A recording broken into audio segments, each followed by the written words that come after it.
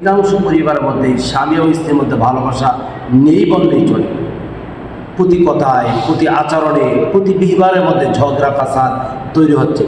স্বামী স্ত্রীকে দেখতে পারে না, স্ত্রী স্বামীকে দেখতে পারে না।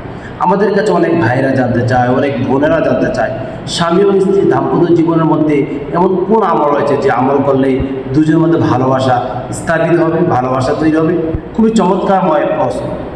এটি জানা অতীব জরুরি মনে করছি প্রতিটি দাম্পত্য জীবনকে সুখময় করার জন্য। একটি নসিহা করতে পারি, কেবলমাত্র একটি আমল রয়েছে, একটি দোয়া রয়েছে, যে দোয়াটি পাঠ করলে, যে বাক্যটি পাঠ করলে স্বামী ও স্ত্রীর মধ্যে ভালোবাসা তৈরি হবে। সে বাক্যটি হচ্ছে আল ওয়াদুদ আল ওয়াদুদ আল ওয়াদুদ।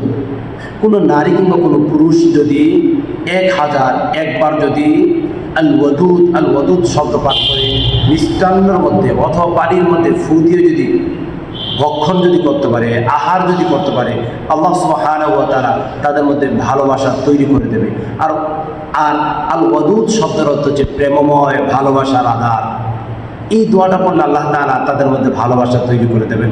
আসুন আমরা স্বামী ও স্ত্রীর জীবনটাকে যদি দাম্পত্যময় করতে পারি, তাহলে আমাদের ঘরটা আলোকিত হবে, আমাদের সমাজটা আলোকিত হয়ে যাবে, পক্ষান্তর আমাদের দেশ আলোকিত হবে, আমাদের সন্তানরা আদর্শবান মানুষ হবে।